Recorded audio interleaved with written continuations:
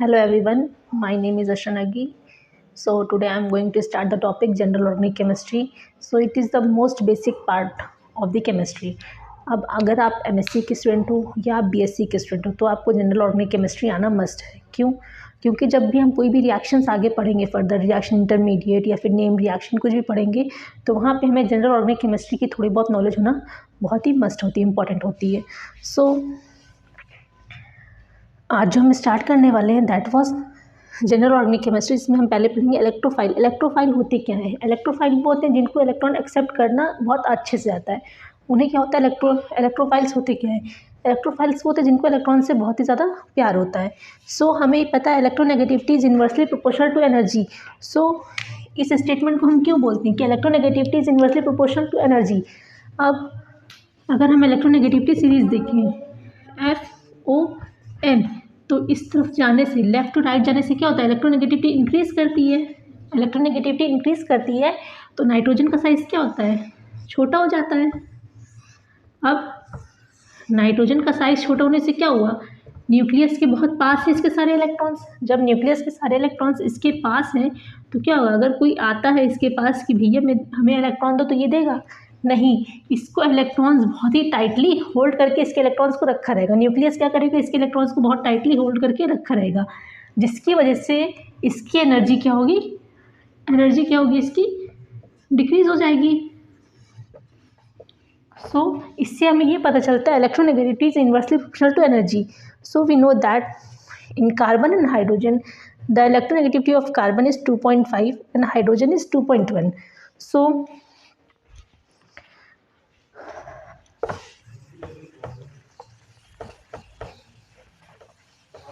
अगर हमें molecular orbital diagram बनाना हो कार्बन और हाइड्रोजन का, ये कार्बन है, ये हाइड्रोजन है, यहाँ पे हमने इसको नीचे क्यों बनाया और इसको ऊपर क्यों बनाया? ये कार्बन है और ये हाइड्रोजन है। हमने कार्बन को नीचे क्यों बनाया और हाइड्रोजन को ऊपर क्यों बनाया? क्योंकि हमें पता है कार्बन की इलेक्ट्रोनेगेटिविटी कितनी है? 2.5। Electronegativity is inversely proportional to energy. अगर इससे कार्बन की इलेक्ट्रोनेगेटिविटी कम है, ज़्यादा है, तो क्या होगा? इलेक्ट्रॉन्स, न्यूक्लियस जो है इसके इलेक्ट्रॉन्स को होल्ड करके रखेंगे, इसको जाने नहीं देंगे, बल्कि हाइड्रोजन की इलेक्ट्रोनेगेटिविटी कम है जिसकी वजह से ये न्यूक्लियस से थोड़ा दूर रहेंगे। सो अब हम यहाँ पे देखेंगे क्या, यहाँ पे एक होता है bonding sigma and sigma star anti bonding. Sigma में मान लेते 2 इलेक्ट्रॉन्स है एंड सिग्मा स्टार में 1 इलेक्ट्रॉन है। सो हम जब बॉन्ड ऑर्डर निकालते हैं, so bond order is equal to क्या होता है? Half number of bonding electron minus number of anti bonding electron. So हम यहाँ पे देख रहे हैं बॉन्डिंग में कितने इलेक्ट्रॉन हैं? 2, एंटी बॉन्डिंग में 1। So bond order is equal to 0.5। अब हम क्या कहें, अब इसकी बॉन्ड ऑर्डर निकालने की एक ट्रिक भी होती है, वो हम बताते हैं।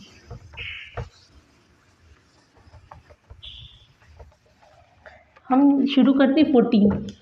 नाइट्रोजन में कितने इलेक्ट्रॉन्स होते हैं? 7 एक नाइट्रोजन में, 7 अनदर नाइट्रोजन में, टोटल 14 इलेक्ट्रॉन्स होते हैं। जब नंबर ऑफ इलेक्ट्रॉन्स 14 होंगे तो उसका बॉन्ड ऑर्डर 3 होगा। अब इसके ऊपर जो हम जाएंगे वो 0.5 माइनस करते जाएंगे। जब नंबर ऑफ इलेक्ट्रॉन्स 13 होंगे तो बॉन्ड ऑर्डर 2.5, 12 होंगे तो बॉन्ड ऑर्डर 2.0, 11 होंगे तो बॉन्ड ऑर्डर 1.5, 10 होंगे तो बॉन्ड ऑर्डर 1.0। इसी तरह जब नीचे बढ़ेंगे तो यहाँ से भी 0.5 डिक्रीज करते जाएंगे। तो जब 15 होंगे तो बॉन्ड ऑर्डर 2.5, 16 होगा तो बॉन्ड ऑर्डर 2.0, 17 होगा तो बॉन्ड ऑर्डर 1.5, 18 होगा तो बॉन्ड ऑर्डर 1.0। ये है बॉन्ड ऑर्डर की ट्रिक। सो आप इसको नोट कर लीजिए। फिर नेक्स्ट हम क्या देखते हैं, energy is inversely proportional to strength. Energy अगर ज़्यादा होगी तो स्ट्रेंथ क्या होगी? कम होगी। अब किसी इलेक्ट्रॉन्स की एनर्जी ज़्यादा है तो स्ट्रेंथ कम हो रही है, कैसे हम बताएंगे?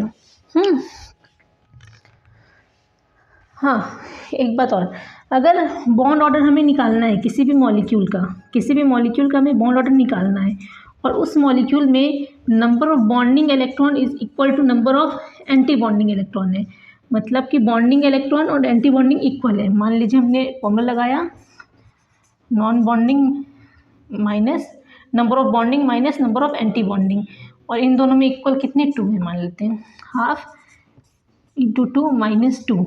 सो ओवरऑल बॉन्ड ऑर्डर कितना आएगा 0। मतलब इससे हमें ये पता चलता है कि अगर बॉन्डिंग और एंटी बॉन्डिंग में नंबर ऑफ इलेक्ट्रॉन सिमिलर होंगे तो वहाँ पे बॉन्ड फॉर्मेशन नहीं होगा। ओके,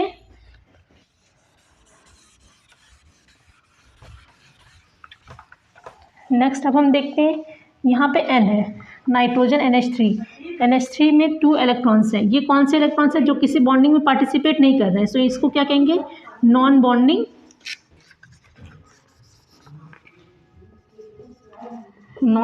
इलेक्ट्रॉन इसको कहेंगे।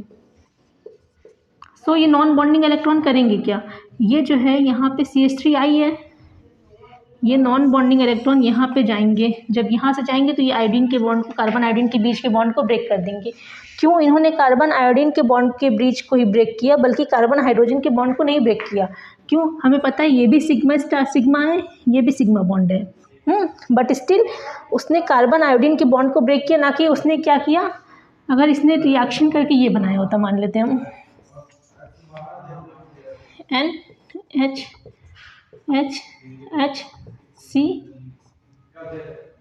NH2 और ये I, एक हाइड्रोजन भी तो ब्रेक हो सकता था लेकिन नहीं हुआ, ये रिएक्शन का प्रोडक्ट नहीं बना।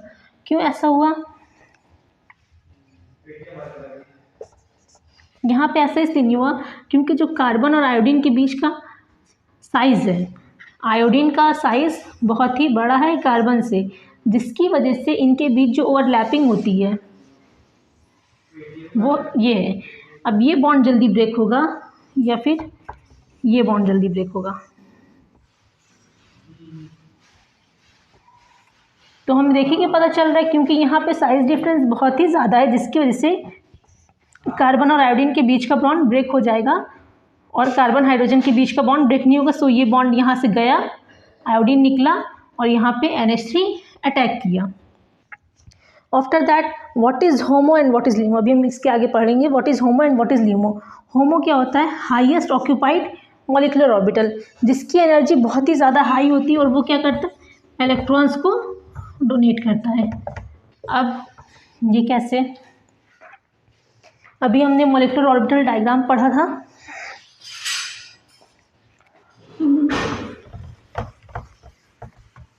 ये मॉलिक्यूलर ऑर्बिटल डायग्राम पढ़ा था, यहाँ पे C था और यहाँ पे H था, तो डोनेशन कौन जल्दी करेगा, कार्बन की हाइड्रोजन। यहाँ से हमें देखिए कि पता चल रहा है क्योंकि हाइड्रोजन की एनर्जी, इसकी इलेक्ट्रोनेगेटिविटी ज़्यादा होने की वजह से इसकी एनर्जी कम है और इसकी एनर्जी ज़्यादा है, जिसकी एनर्जी ज़्यादा होगी वो क्या होगा, इलेक्ट्रॉन्स अपने दे देगा। तो ये क्या करेगा, अपने इलेक्ट्रॉन्स जल्दी देगा कि ये देगा, ये देगा, क्योंकि ये न्यूक्लियस के पास है तो ये नहीं देगा बल्कि ये देगा। So what is homo, highest occupied molecular orbital, जिसकी एनर्जी बहुत ही ज़्यादा हाई होती है, and LUMO lowest unoccupied molecular orbital, जिसकी एनर्जी कम होगी। जब एनर्जी कम होगी तो क्या होगा, वो इलेक्ट्रॉन लेना चाहेगा।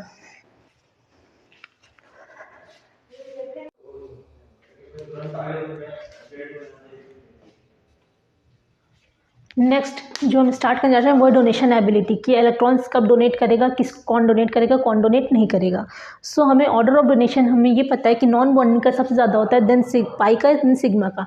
अब हमने जो रिएक्शंस आज तक पढ़ते हुए आ रहे हैं, तो अगर C डबल बॉन्ड C है और यहाँ पे हाइड्रोजन है, ये हाइड्रोजन है और ये हाइड्रोजन है, अब यहाँ पे ब्रोमिनेशन होना है, ब्रोमीन का एडिशन।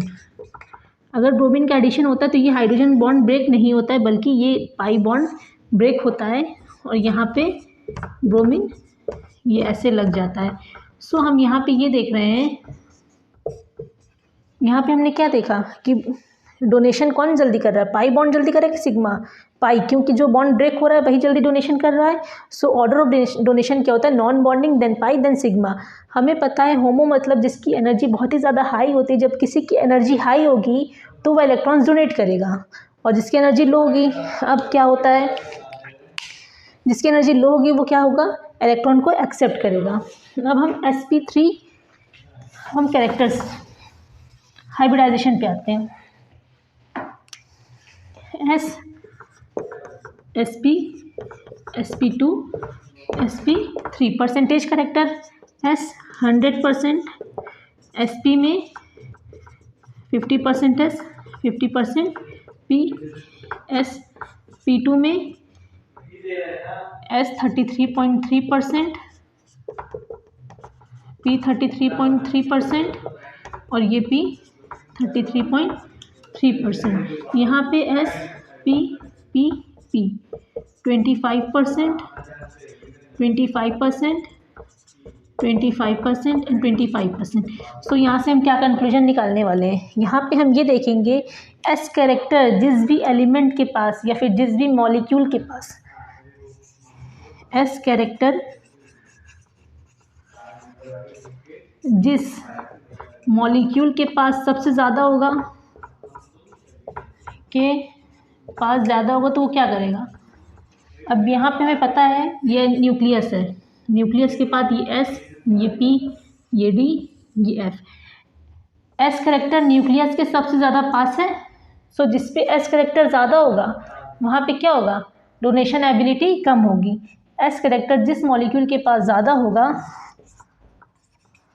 वहाँ डोनेशन एबिलिटी क्या होगी, डोनेशन एबिलिटी कम होगी। अब हमें यहाँ पे इसका एक एग्जांपल है, यहाँ पे क्या है हाइब्रिडाइजेशन, sp3 sp2 और ये sp। सो अब हमें यहाँ पे डोनेशन एबिलिटी चेक करना है। डोनेशन एबिलिटी सबसे ज़्यादा किसकी होगी, ये ऑर्डर हो गया।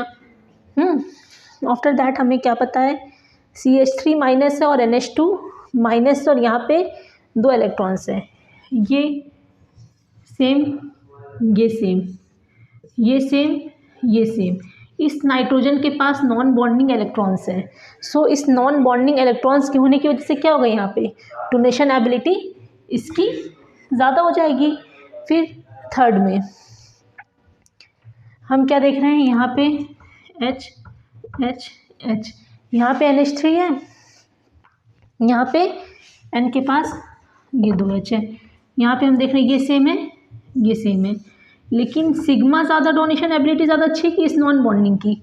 तो हमें पता है नॉन बॉन्डिंग की डोनेशन एबिलिटी ज़्यादा होती है। सो ये होगा इसका ऑर्डर। फिर हम क्या देख रहे हैं, यहाँ पे CH3 NH3, यहाँ पे क्या है, यहाँ पे नेगेटिव चार्ज यहाँ भी होगा। यहाँ पे देखो CH3 यहाँ भी है, NH3 यहाँ भी सेम, नेगेटिव चार्ज यहाँ भी है, नेगेटिव चार्ज यहाँ भी है। सो अब इसमें हम करें क्या, जब दोनों मॉलिक्यूल बिल्कुल सेम हमें लग रहे हैं, नेगेटिव चार्ज इस पर भी है, नेगेटिव चार्ज इस पर भी, तो हम डिफ्रेंशिएट नहीं कर पा रहे हैं। सो यहाँ पे हम किस बेसिस पे डिफ्रेंशिएट करेंगे, इलेक्ट्रोनेगेटिविटी के बेसिस पे डोनेशन एबिलिटी को चेक करेंगे। अब कार्बन और नाइट्रोजन में डोनेशन एबिलिटी किसकी अच्छी होती है, सॉरी एनर्जी किसकी कम होगी किसकी ज़्यादा होगी। हमें पता है नाइट्रोजन की ये होगी और कार्बन की ये होगी, क्योंकि नाइट्रोजन क्या होता है FON मोस्ट इलेक्ट्रोनेगेटिव। अगर नाइट्रोजन मोस्ट इलेक्ट्रोनेगेटिव है तो इसकी डोनेशन एबिलिटी नाइट्रोजन की नीचे होगी और कार्बन के ऊपर होगी। सो डोनेट कौन अच्छा करेगा, कार्बन। ये जल्दी से क्या होगा, अपना इलेक्ट्रॉन दे देगा और ये न्यूक्लियस के पास रहेगा, ये इलेक्ट्रॉन नहीं दे पाएगा। सो हम यहाँ पे 4 क्वेश्चंस भी इसके सॉर्ट आउट कर लिए। Thank you.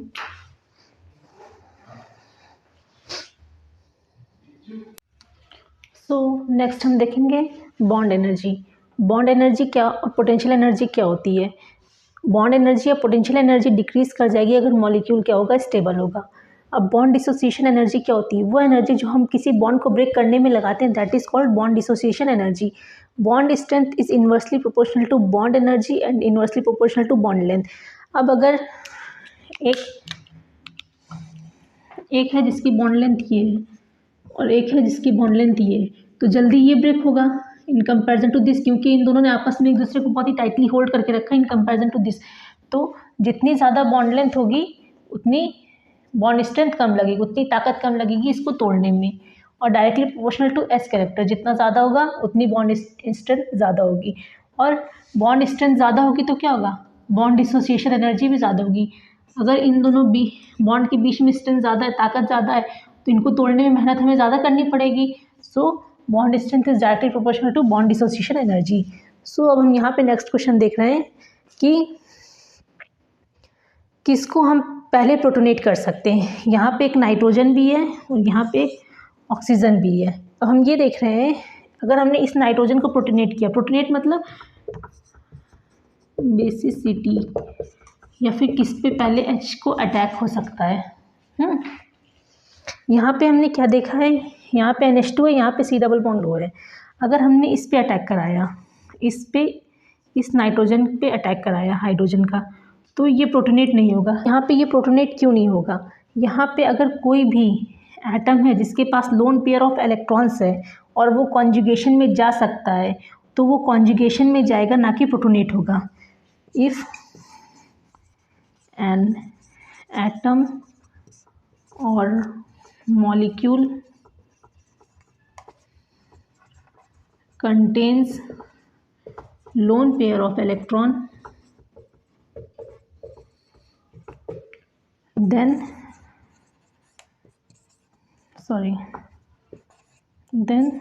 they must be go in conjugation।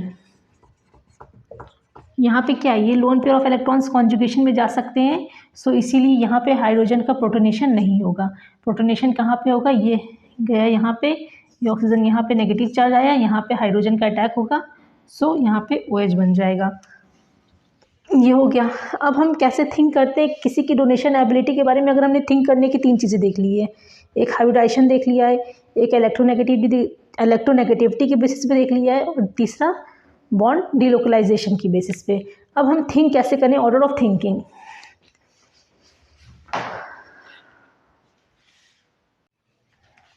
So next, अगर हम डोनर एबिलिटी की बात करें तो हम कहाँ से सोचना स्टार्ट करेंगे। सबसे पहले हम किसी भी का हाइब्रिडाइजेशन देखेंगे कि वो P है कि sp3 है कि sp2 है कि sp है। हाइब्रिडाइजेशन देखेंगे, अगर हमें सबका हाइब्रिडाइजेशन सेम लगा, देन हम उसका नेचर ऑफ इलेक्ट्रॉन देखेंगे, डीलोकलाइज्ड है कि नॉन डीलोकलाइज्ड है, डीलोकलाइज्ड है कि डीलोकलाइज्ड है। अगर डीलोकलाइज्ड है तो ठीक है, उसकी बेसिसिटी ज़्यादा होगी डोनर एबिलिटी, और डीलोकलाइज्ड है तो उसकी कम हो जाएगी। देन आफ्टर दैट हम इलेक्ट्रोनेगेटिविटी देखेंगे। फिर न्यूक्लियोफाइल होते क्या हैं, जिनको न्यूक्लियस से प्यार होता है। कुछ न्यूट्रल न्यूक्लियोफाइल होते हैं, कुछ अनायनिक होते हैं, कुछ न्यूक्लियोफाइल्स विद सिग्मा इलेक्ट्रॉन्स होते हैं। सो जो न्यूट्रल न्यूक्लियोफाइल होते हैं वो है water, NH3, NH2, NH2, and anionic nucleophile are OH minus, RO minus and NH2 minus, and nucleophile with sigma electrons are RLi and R2CuLi। So इस पे basis questions आते हैं कि ऑर्डर ऑफ थिंकिंग, हम कई बार क्या होता है हाइब्रिडाइजेशन सेम होता है, हमें नेचर ऑफ इलेक्ट्रॉन से पता लगाना पड़ता है। सबसे पहले हम देखेंगे उसका हाइब्रिडाइजेशन में डिफरेंस होगा तो हम उस बेसिस पे डोनर एबिलिटी को लगा देंगे। अगर हाइब्रिडाइजेशन डिफरेंस में हमें दोनों सब में सेम लगा, देन हम नेचर ऑफ इलेक्ट्रॉन्स को देखेंगे। आफ्टर दैट अगर ये भी सेम है, देन हम इलेक्ट्रोनेगेटिविटी को देख के डोनेशन एबिलिटी का पता लगा लेंगे। Thank you. आज ये पूरा हमारा डोनेशन एबिलिटी ख़त्म हो रहा है। सो नेक्स्ट जो टॉपिक स्टार्ट होगा वो होगा न्यूक्लियोफिलिसिटी।